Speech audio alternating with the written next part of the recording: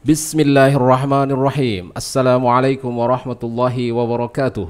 Marhaba, let's talk in detail. Selamat sore, Kang. Ya, selamat sore. Ini saya panggilnya harus apa nih? Akang atau Ayahanda atau apa nih? Supaya nampak muda Akang gitu. Akang aja ya. Oke, terima kasih Kang. Alhamdulillah kita semuanya bisa bertemu kembali dalam sesi kesempatan yang luar biasa berbahagia ini, dan kali ini di depan saya sudah ada ayahanda kita semuanya yang menjadi posisinya hari ini sebagai Ketua STAI Tasikmalaya.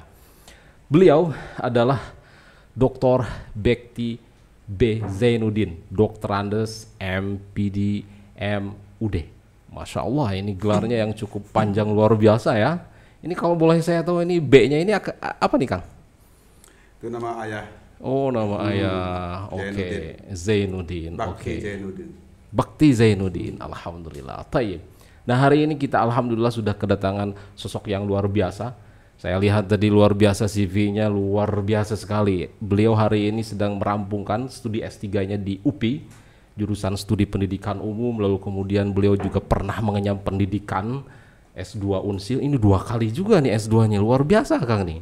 Ya, biasa. Masya Allah, S2 Unsil, lalu kemudian S2 di ILM, lalu kemudian S1-nya di STIT Tasikmalaya, lalu kemudian juga beliau punya pengalaman yang luar biasa sekali dalam berbagai organisasi, terutama di sini beliau pernah menjadi ketua umum Senat Mahasiswa STIT Tasikmalaya, lalu kemudian ketua umum HMI cabang Tasikmalaya, lalu kemudian formatur hasil musda KNPI Kabupaten Tasikmalaya, lalu kemudian sekretaris umum HMI Badko Jawa Barat dan lain sebagainya. Masya Allah. Jadi hari ini kita kedatangan sosok yang sangat kompleks sekali ini. Apabila kita melihat perspektif keilmuannya luar biasa, sangat komplit sekali.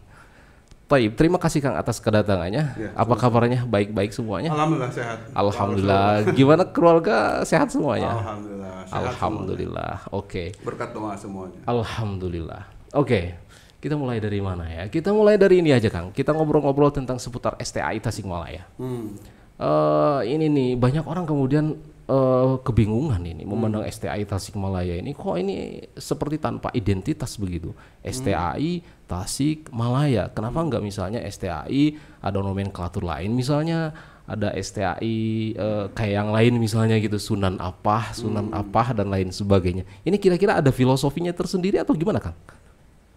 Enggak, kayaknya itu soal nama saja. Yayasan ini kan penyelenggaranya adalah YAPITA dulu, atau YPPI, Yayasan Pengembangan Pendidikan Islam Tasikmalaya, yang berubah jadi YAPITA, YPPI, YAPITA, taknya Tasikmalaya. Sehingga sejak awal, karena ini didedikasikan oleh orang tua yang tergabung dalam YPPI, mendirikan Yayasan Pengembangan Pendidikan Islam di Tasikmalaya, ya nama Tasikmalaya ketika itu di era-era 70-an awal belum ada waktu itu perguruan tinggi keagamaan Islam. Jadi ini yang pertama dengan nama Fakultas Tarbiyah YPPI. Kemudian berubah tahun 89 jadi STAI, Sekolah Tinggi Agama Islam. Yayasannya dikembangkan jadi YAPITA, Yayasan Pendidikan Islam Tasikmalaya. Jadi Tasikmalaya itu ya nama, bukan tempat. STAI Tasikmalaya adalah STAI Tasikmalaya, bukan di Tasikmalaya. Itu yang mungkin sering salah ya. Tasikmalaya sebagai nama. Ya teman-teman juga sering nanya, kita nggak pakai alif lam ma'rifah tapi nakiroh. Jadi siapa saja boleh. Okay. Tasikmalaya. STAI Pang Islamna Sa Tasikmalaya. Masya Allah, luar biasa. STAI Pang Islamna Sa Tasikmalaya, luar biasa. Kabupaten dan kota. Oke, terima kasih nih atas penjelasannya. Lalu kemudian kaitannya dengan identitas ini. Identitasnya ini STAI Tasikmalaya ini kaitannya dengan misalnya ada banyak yang menyandang identitas gitu ya.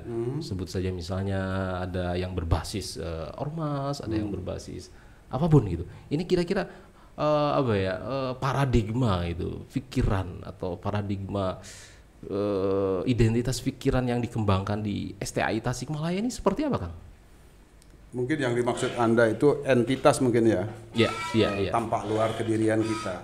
Tampak luar kedirian kita ya sebagai orang Islam yang tinggal di Tasikmalaya. Muslim yang menjadi warga Tasikmalaya. Karena Tasikmalaya itu adalah bagian kecil dari negara Indonesia, jadi Islam yang ada di Indonesia. Tasikmalaya itu kan bagian tak terpisahkan dari Indonesia. Dari satu tarikan napas Tasikmalaya dengan Indonesia. STAI, Sekolah Tinggi Agama Islam Indonesia. Tapi kegedean kan kalau disebut Indonesia, karena sudah ada UII, ada UI. Nah kita pakai STAI Tasikmalaya. Behind meaningnya Indonesia itu. Tasikmalaya dengan kata lain Indonesia. Kan hanya ada di Indonesia Tasikmalaya itu. Betul. Oke, terima kasih. Kebangsaannya jelas, visi kebangsaannya jelas. Nih bicara tentang visi kebangsaan ini. Ini kira-kira kita semuanya di sini pasti ya, para pemirsa semuanya juga meyakini bahwa STAI Tasikmalaya itu sudah luar biasa berkontribusi terhadap kemajuan berbangsa, kemajuan bernegara dan lain sebagainya. Ini kira-kira hari ini sebagai ketua STAI Tasikmalaya ini kira-kira arah baru apa yang kemudian akan diterjemahkan dari visi misi yang diemban oleh STAI Tasikmalaya? Ya, sesuai dengan janji saya ketika dilantik oleh yayasan tentang keinginan untuk memajukan STAI Tasikmalaya sesuai visi misi saya, yakni akselerasi, percepatan. STAI Tasikmalaya harus terus berkembang, menyediakan fasilitas-fasilitas pembelajaran, pendidikan kepada anak-anak bangsa untuk meraih masa depan yang lebih baik. Sesuai dengan filosofi tarbiyah ya, mengarawat, mendidik, mendewasakan, mengembangkan semua orang yang ada di sini, pembelajaran. STAI Tasik ya harus mengembangkan kapasitas kelembagaannya, menambah jumlah program studi, menambah program pasca sarjana, dan sesuai dengan tawaran dan permintaan dari banyak pihak termasuk dari Kopertais harus segera mengembangkan kelembagaan dari sekolah tinggi menjadi institut. Luar biasa sekali. Lalu selanjutnya, ini bicara tentang STAI Tasikmalaya, otomatis kita nggak akan bisa dipisahkan dari apapun yang menjadi rakitan daripada semua prosedur yang ada di Tasikmalaya ini, STAI Tasikmalaya ini. Terutama mungkin kita bicara tentang keunggulan daripada STAI Tasikmalaya. Tentu saja kalau kita bicara soal keunggulan, kita bicara dari mulai nilai misalnya. Kita juga akan berbicara tentang kurikulum, lalu kemudian staffing dosen dan lain sebagainya. Ini kira-kira apa yang kemudian harus menjadi kebanggaan kita sebagai warga Sivitas STAI Tasikmalaya, Kang? Panjang ya narasinya, tapi kalau disederhanakan kira-kira kita ingin jadi sekolah atau perguruan yang to be social reference, menjadi referensi masyarakat. Yas'alunaka anil ilmu Islam, datanglah ke sini. Yas'alunaka anil toleransi keberagamaan, datanglah ke sini. Yas'alunaka anil keindonesiaan dan keislaman, disinilah prototipenya. Gitu. Karena disinilah kita belajar menghirup udara dalam satu tarikan napas antara keislaman dan keindonesiaan. Bukan dua tarikan, satu tarikan. Sebagai Muslim, ya sebagai orang Indonesia. Harus bangga dengan duanya itu. Gitu. Kita harus patut berbangga juga ya pemirsa semuanya. Betul sekali apa yang disampaikan oleh Pak Ayahanda kita, Ketua STAI Tasikmalaya ini, bahwa antara keislaman dan keindonesiaan ini nggak bisa dipisah-pisah ya. Lalu kemudian inilah yang menjadi prototipe tadi yang mestinya dibanggakan. Kesadaran primordial, kesadaran historical, kesadaran visi ke depan. Kita tahu tentang before, kita tentang after. Dulu, sekarang, dan ke depan. Nah, kan gitu. Itu. Itu bisa diurai lebih mendetail nggak, Kang, antara visi keislaman dan visi kebangsaan kita sebagai pembelajaran kita semua di sini? Oh iya, sangat jelas. Indonesia ini kan terdiri dari berbagai suku bangsa dan faktor Islam sangat kuat di situ. Islamlah yang menjadi pemersatu bangsa ini. Seluruh wilayah-wilayah yang berjauhan dari ujung Sumatera sampai ujung Papua itu dipersatukan apa sih yang menjadi pemersatu? Kesamaan keagamaan. Sebelum itu adalah kesamaan nasib sebagai bangsa terjajah. Setelah ada kesamaan sebagai sesama nasib bangsa terjajah, dalam hal ini penjajah Eropa Belanda, ada kesamaan yang lain, kesamaan sebagai Muslim. Itulah yang mempererat persatuan raja-raja sultan-sultan Nusantara. Oh.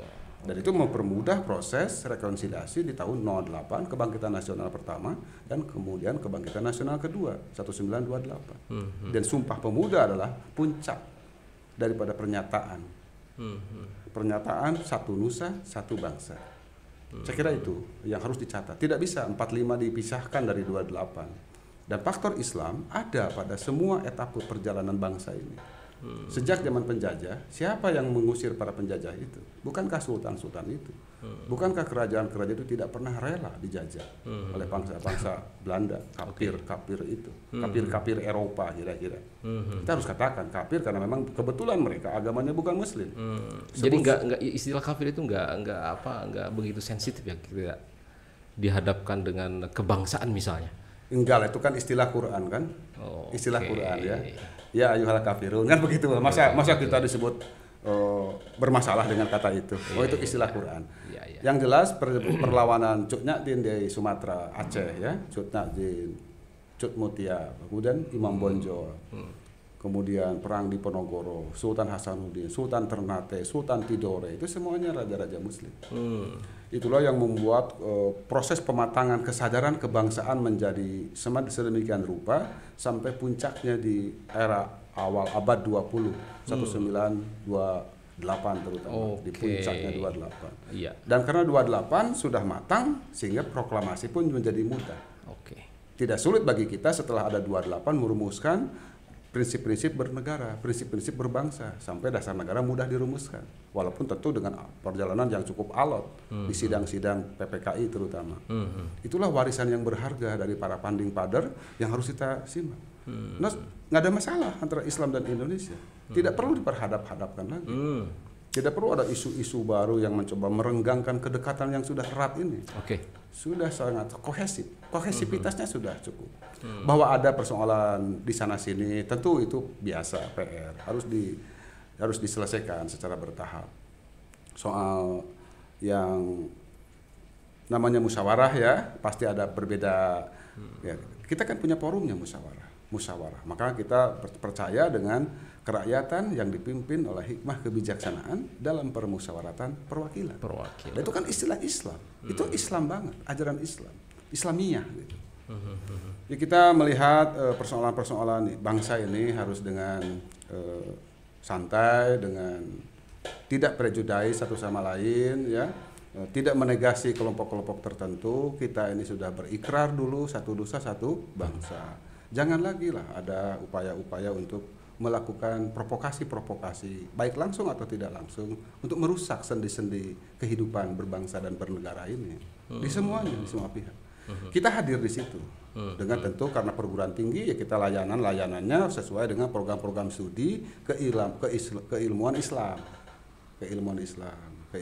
ya ada prodi-prodinya kan. Program studi ini itu kita punya 7 sekarang.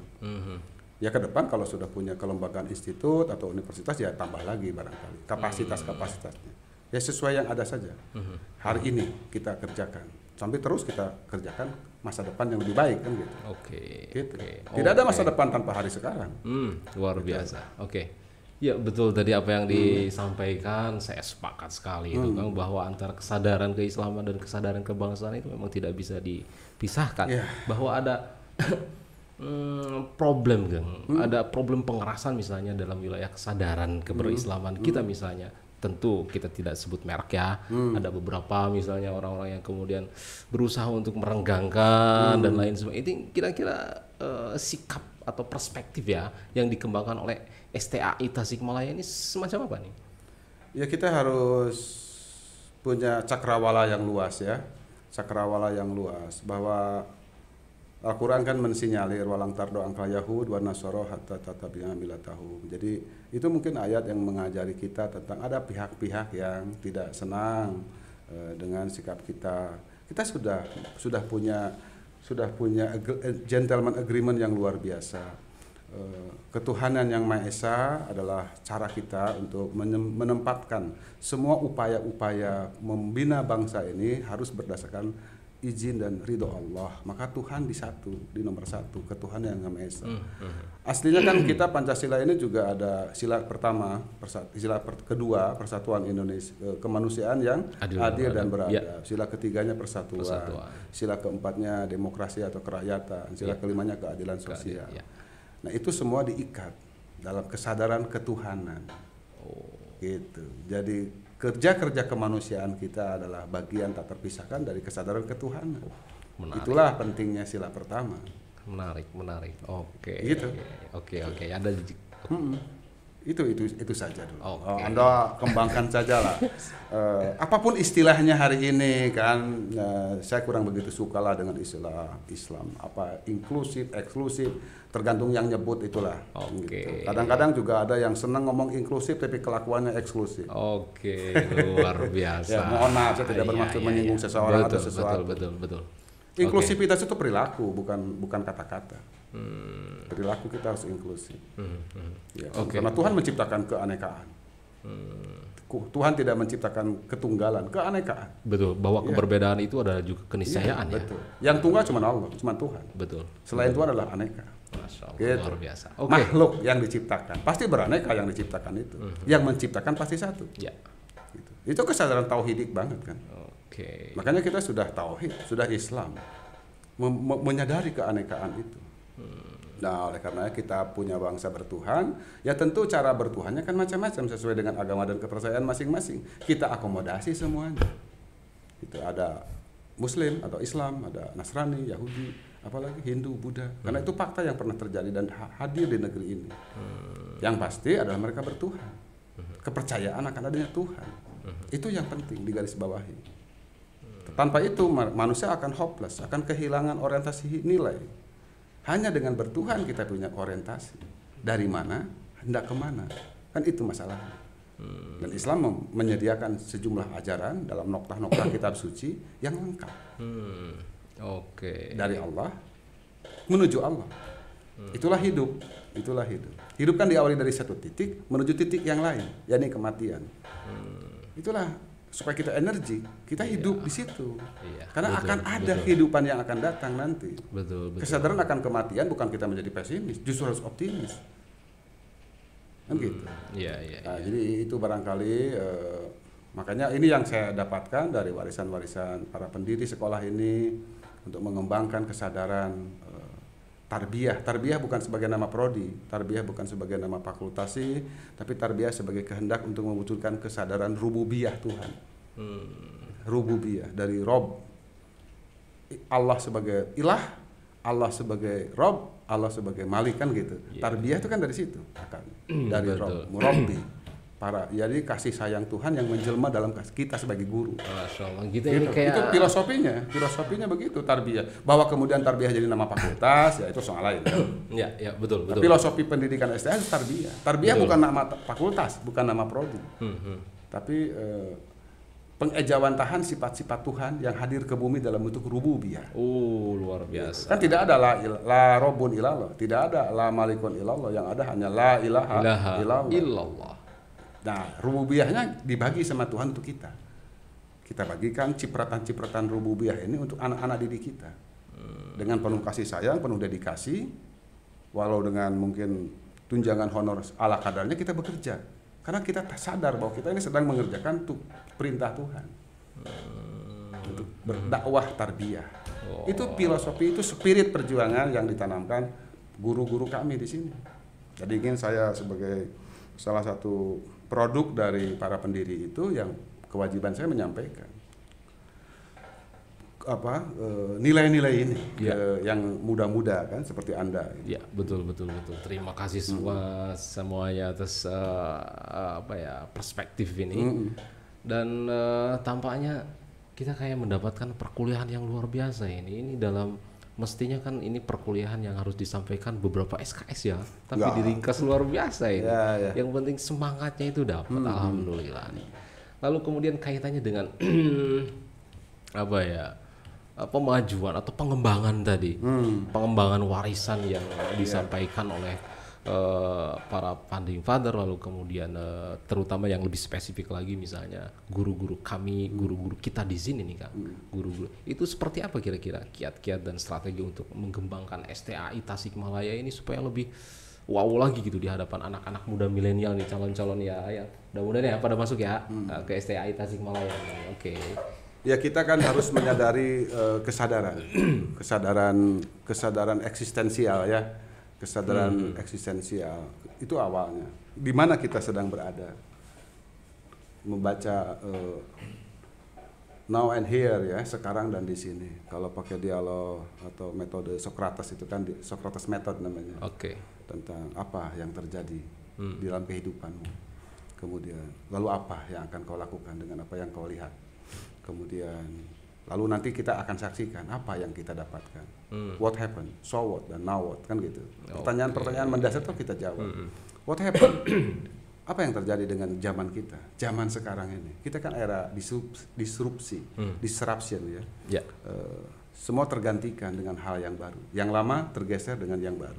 Dan begitu akan terus berjalan. Era batu diganti dengan era logam diganti dengan era itu, kemudian era mekanika, era elektronika, era digital hari ini, yang super elektrik, super digital. Kita disebut era digital 4.0 ya, 4.0. Bahkan ada yang menyebut dengan 5.0. Intinya kan itu semua harus kita hadapi dengan kesadaran di mana kita sedang berada. Dan itu merubah semua paradigma. Semua berubah sesuai dengan tuntutan zaman.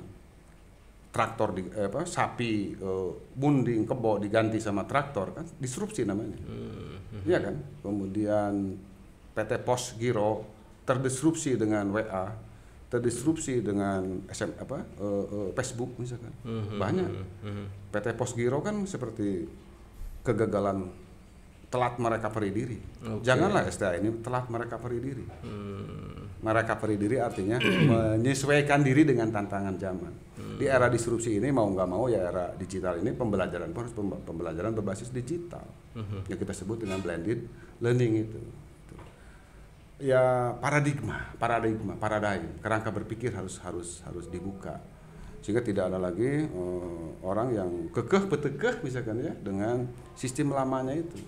Kaidah kita kan orang tua sudah punya muhafadah alal qadimi sholih wa ala hadun ala jadid ala aslah. Itu.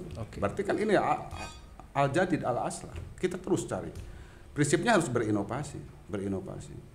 Inovasi kan akan terjadi kalau orang berkreativitas. Orang berkreativitas akan terjadi kalau dia mampu menginisiasi diri, memerintah dirinya sendiri. Nggak boleh diterima sama orang lain. Nah, Kamus Oxford pernah mengatakan kalau what is the meaning create atau kreatif? Di situ dikatakan create adalah cause something to exist. Bikinlah sesuatu dari tidak ada menjadi ada, atau dari ada yang lama ke ada yang baru. Itu tugas kita. Tidak boleh berhenti. Faiza farogta fangsab. Luar biasa. Ya harus terus. Nah, seiring ya. matahari masih terbit di sebelah timur dan terbenam di sepanjang di ufuk barat. Idzan ar-rahatu fi tabadulil a'mal yani kama qala al-arab. Luar biasa. Pak lebih luas soal itu. Itu soal yang saya tulis itu di visi misi kan, ada tantangannya ini upayanya ini. Saya sebut dengan istilahnya akselerasi, percepatan. Jangan terlambat. Sekali kita terlambat, kita coba sejarah dunia sudah menunjukkan. Ketika Eropa menemukan Renaissance, menemukan revolusi industri di abad 16, sampai hari ini kita sulit mengejarnya.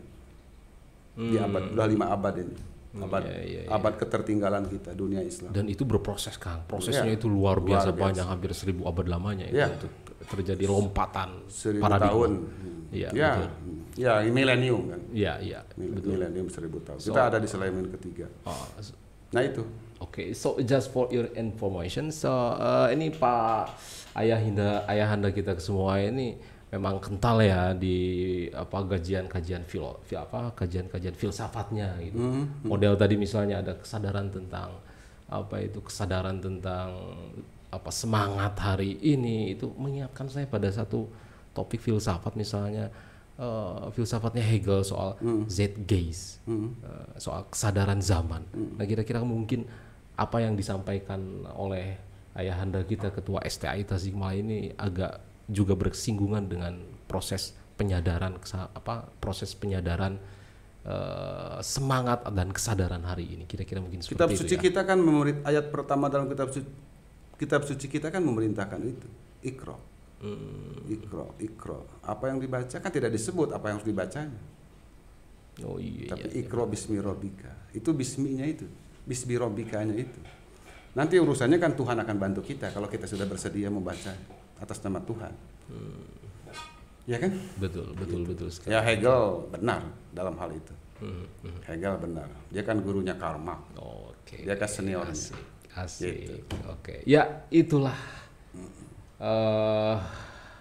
kawan-kawan yang menonton hari ini mudah-mudahan mendapatkan spirit dari apa yang disampaikan oleh Bapak Ketua STAI Tasikmalaya. Dan siapapun, pesan terakhir mungkin Kang, ada pesan-pesan gitu bagi kita yang ada di sini, warga STAI, warga Civitas Akademika yang ada di ruang lingkup STAI Tasikmalaya, ataupun juga mungkin bagi adik-adik nanti ya, yang adik-adik nanti nih, yang menonton ini nih, yang mau seperti ayahanda kita nih, boleh jadi mungkin Kang, silakan. Saya menikmati etnis saya sebagai orang Sunda, ya kan? Saya orang Sunda, lahir di Sunda, ayah ibu saya orang Sunda. Pepatah Sunda sangat kita pegang dalam hal ini, karena itu bahasa ibu kita. Bumi manjing ka langit, ayat ngawujud ka adab. Wah, apa itu? Apa itu? Kita hidup di bumi, harus menengadah ke langit. Di langit ada siapa? Di langit ada Tuhan. Tuhan berfirman dalam kitab suci, yang kita sebut ayat. Ayat turun. Ketika ayat turun, kita olah ayat itu menjadi adab. Jadi bumi manjing ka langit adalah kita harus menengadah ke langit, meminta petunjuk Tuhan. Setelah kita tahu petunjuk Tuhan A, I, B, C, D dalam kitab suci, kita laksanakan dan wujud nyatakan dalam adab. Jadi STAI ini adalah bentuk peradaban. Cara kita membangun peradaban Tuhan di bumi. Gitu. Oh, luar biasa. Jadi itu, ya kan? Dan itu kan yang saya baca dari Madinah. Madani itu kan kota berperadaban. Kota berperadaban. Suatu kota setelah beradabkan dengan prinsip-prinsip Islam namanya Madinah. Jadi kita bisa bikin Madinah baru. Dan ini Cilolohan ini Madinah baru untuk kita berperadaban. Artinya kita sebagai Muslim harus melaksanakan prinsip-prinsip ajaran itu. Kedua, kita orang Sunda dikasih motivasi. Tidak ada yang harus kita takuti. Ya, kita harus terus bekerja. Ya, ulat itu kan kerja keras. Ulah kumeok memeh dipacok. Harus berani. Apalagi itu Kang? Harus berani. Ini internalisasi nilai, harus berani. Jangan takut salah. Orang takut salah nggak ketemu benar. Harus berani. Tuh coba. Tuhan kan menyuruh kita untuk ngelola alam ini, ngelola bumi ini. Pangtasiru fil ar wabtagu min fadlillah. Kita disuruh hidup di sini. Disuruh Allah kita hidup di Tasik ini. Disuruh Allah kita hidup di tanah Sunda ini. Kita punya kewajiban. Kalau burung saja bisa hidup, orang Sunda sudah punya. Manuk hibar kujang jangna jalma hirup ku akal. Gitu. Canggih. Iya. Kita harus menggunakan akal kita. Mau ngarah mente ngarih. Artinya usaha dulu, ngarih itu. Ngakel gitu. Mau ngarah mente ngarih. Mau ngakel lah mente ngakal. Gitu. Ya, anak-anak muda sekarang harus bekerja, apalagi fasilitas hidup, fasilitas belajar sudah sangat banyak. Biur salap. Jadilah dirimu sendiri. Harus terus belajar dan belajar.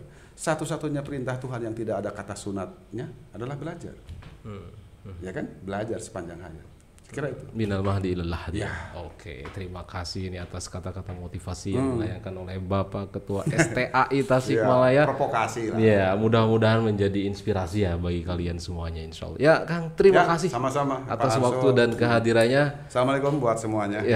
Ya, kita cukupkan sampai di sini aja dulu ya.